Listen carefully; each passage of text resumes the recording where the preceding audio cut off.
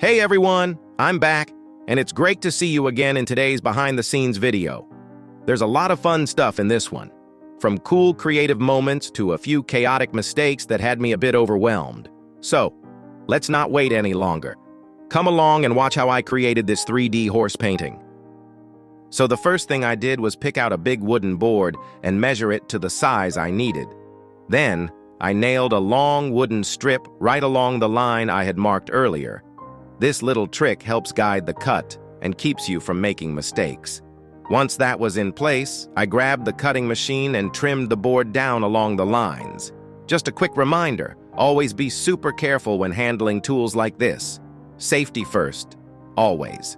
After cutting the wooden board down to 60x100 centimeters, I started applying a PU finish. For this step, I used PU and some black tint. If you're into a more natural wood tone, you can totally skip the color and just use clear PU. And finally, I added a bit of aromatic solvent. This layer not only helps protect the wood surface, but also gives it a smoother, glossier look. I just kind of mixed everything by feel. So don't ask me about exact ratios, okay? I'm used to it now, so I just go with my gut. That's why my wife's always complaining. Every time I mix paint or something, I always end up with way too much. She always says I've got kai tatlon hon kai tuoi, which basically means my bad habits are bigger than my age. It's a funny Vietnamese saying for when someone just never learns and keeps doing the same thing over and over. Haha. So yeah, guess who ends up cleaning everything? Yep, her. Every single time. Just kidding a bit. Let's continue.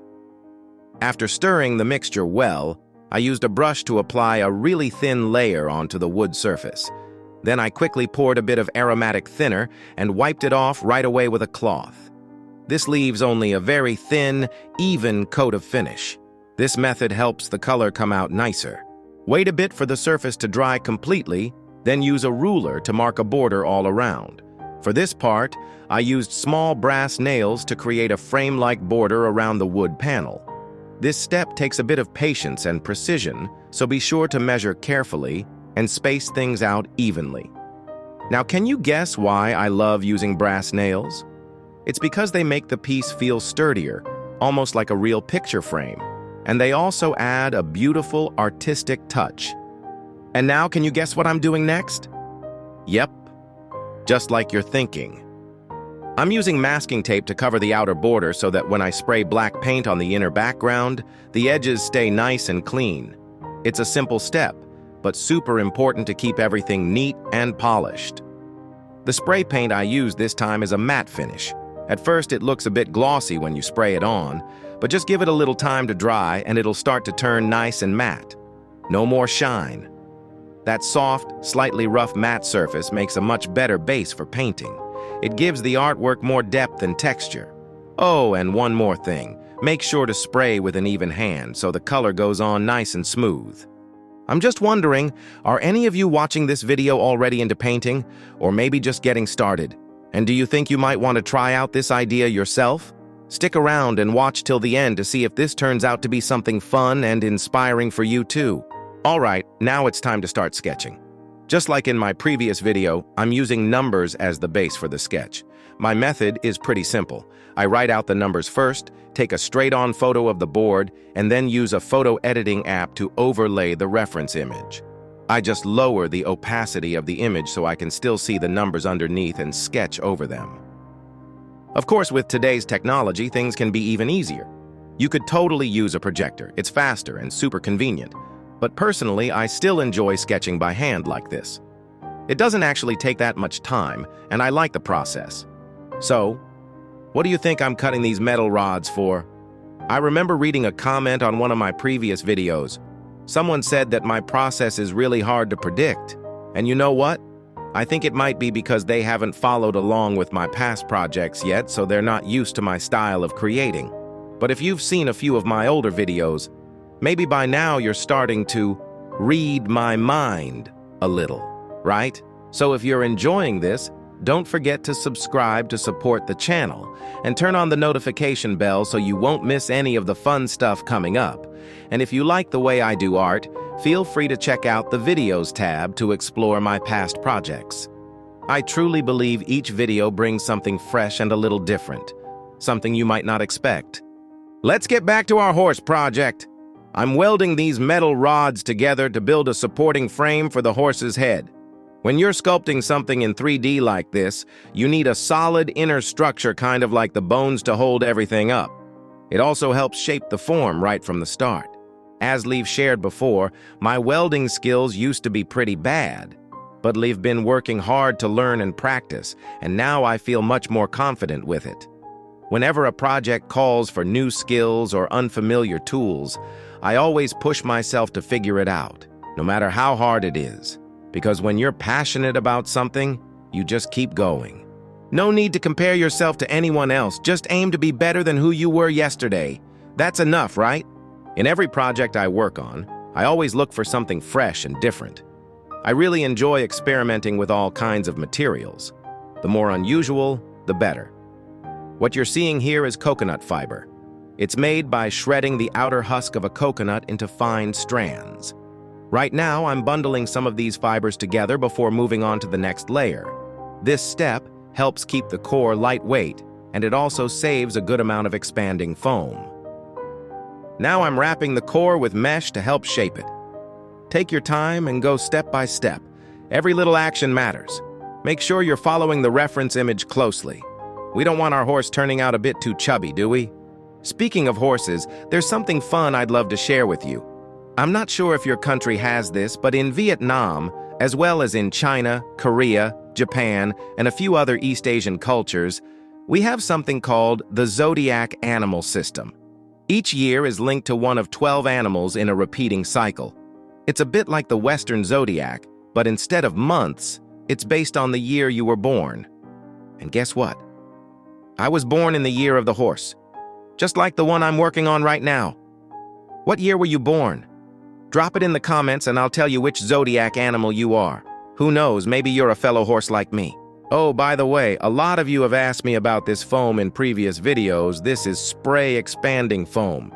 I've used it in many of my past projects because it's super easy to work with and really lightweight. You just spray it into the shape or structure you want, then wait a bit. It'll harden and form a solid mass. But here's one important tip. It expands quite a lot after you spray it, so only apply a thin layer. Later on, we'll need to trim it down to shape, so don't overdo it. No need to waste material. The foam has fully hardened now, so it's time to start trimming off the excess and shaping it carefully based on the reference image. This step always requires patience and precision. It's best to carve off thin layers at a time. Don't try to cut too much in one go. If you go too deep, you'll have to patch it back up later. Art really teaches us patience, attention to detail, and observation too. Because if you misjudge even a little, your horse might end up cross-eyed, overweight, or skinny as a skeleton. Oh, here's a little pro tip. Shape it slightly smaller than you want the final form to be. We'll be adding a layer of air-dry clay later on to create the outer skin. There are so many types of materials we can work with. The key is to choose the one that suits you best, in terms of how it's used, how much it costs, and how easy it is to find around you. In the past, I've worked with cement, wall putty, and even custom mixed powders. I usually switch materials depending on the needs of each project. Lately, I've been really into using air-dry clay. It's lightweight, easy to handle, and readily available. As you can see here, I can shape it gently and precisely just with my hands. It also dries fairly quickly, so you don't have to wait too long before moving on to the next step. But working with your hands alone isn't always enough. I also use this handy little tool to smooth out the clay surface. It helps blend one area into another so the surface doesn't get lumpy or uneven, because if the clay stays bumpy, once you start painting, it'll look rough and textured, and that really affects the final finish. Right now, it's 10 p.m. here in Vietnam. And as you can see, I'm still going. Completely caught up in the process. I often forget to eat, forget to sleep, just chasing after ideas that won't leave me alone. They pull me in and take over, in the best possible way. Luckily, my wife isn't just my partner in life. She's also my partner in work.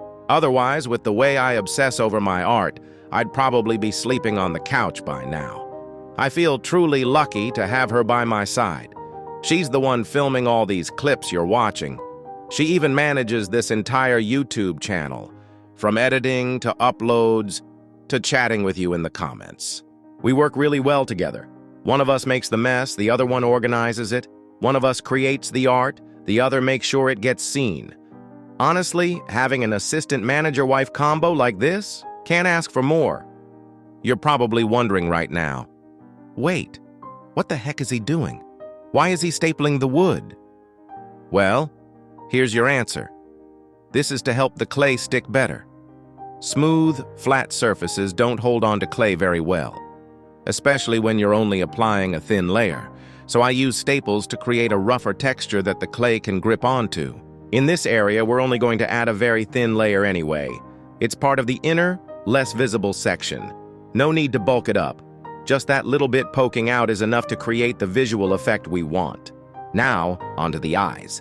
You'll want to place them as accurately as possible. Not too high, too low, too close, or too far apart. Eyes in the right spot give the whole face its emotion and life. They need to be in the right place to be the windows to the soul. But if they're off, well, congratulations. You've just made the window of a very confused soul. Once the sculpting is done, I apply a base coat to even out the clay surface, so the colors don't turn out patchy or uneven. I have two plans for this piece. The first is to go for a realistic painting style, to make it look like a real horse. And this time, I want to try painting directly without adding any smoothing layer, just keeping the natural rough texture of the air-dry clay and see how it reacts to the paint. The second plan is to go in a more artistic direction, using special effects and textures to create something unique and different. But for now, I'll start with the realistic approach first, just to see how it turns out. Let's evaluate it together. Don't forget to leave your thoughts in the comments below. This time I used acrylic paint instead of oil paint, but something just doesn't feel quite right. Oh no, I thought it would look like horse skin. But nope, Plan A has failed.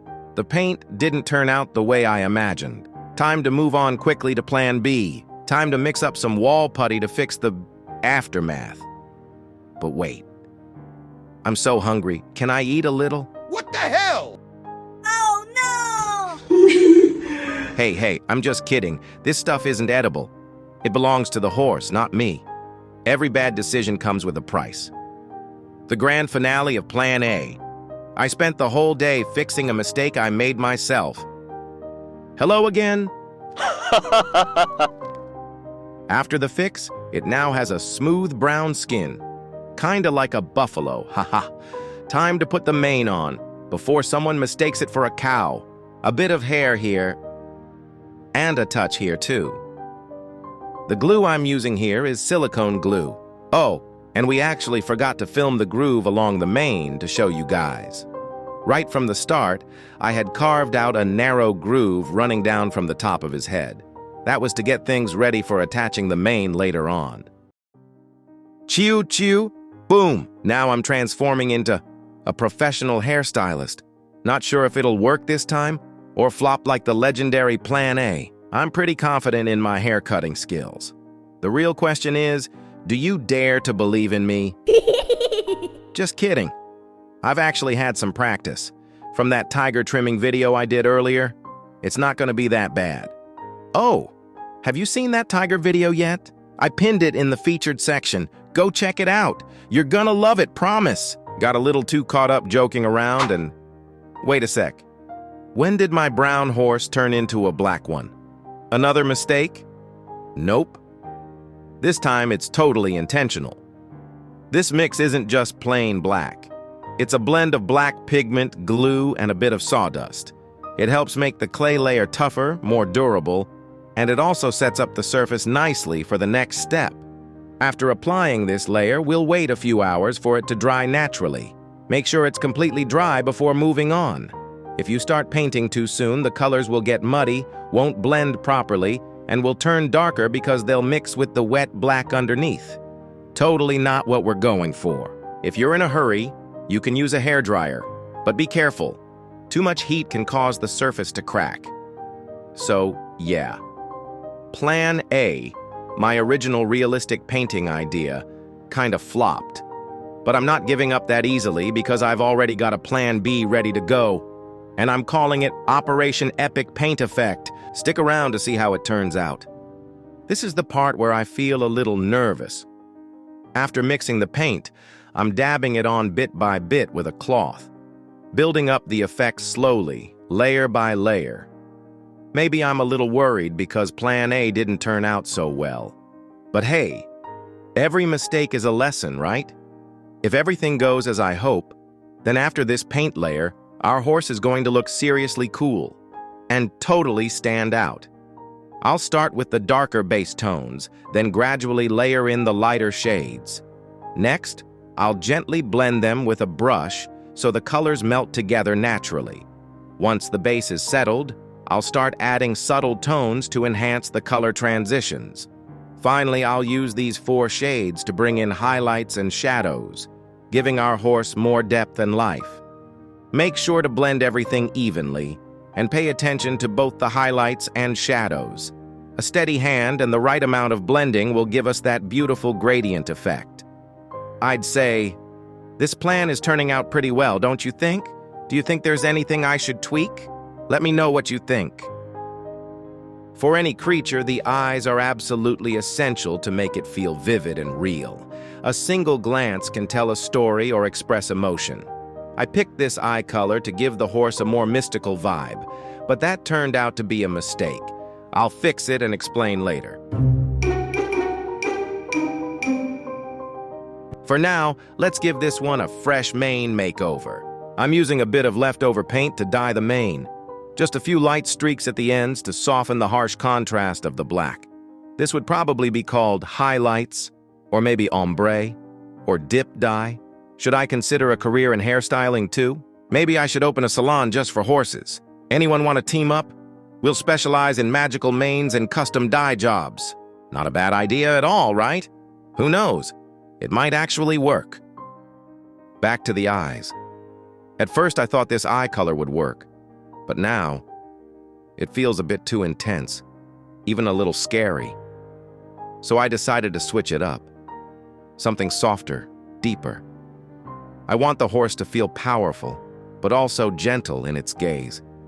And to really bring those eyes to life, we definitely need a nice pair of fluttery lashes. I may or may not have borrowed them from my wife's makeup kit. Okay, I didn't actually steal them. She gave them to me, and yes, totally voluntarily. Now I can finally breathe a sigh of relief. I've officially completed the mission. No more mistakes, hopefully. Time to sign it. This signature stands for all the hours of struggling, creating, and fixing all the mess-ups. If someone asks, "Wow, who made this beautiful piece?" please kindly point to this corner.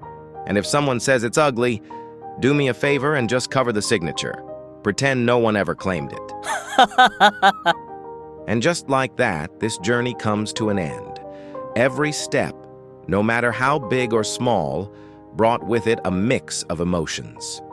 There were moments of joy, moments of doubt, and times when I honestly wasn't sure what to do next.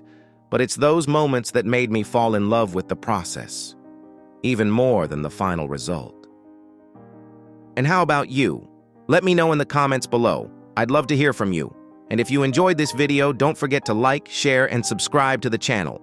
Thank you so much for watching. See you in the next video. Bye for now.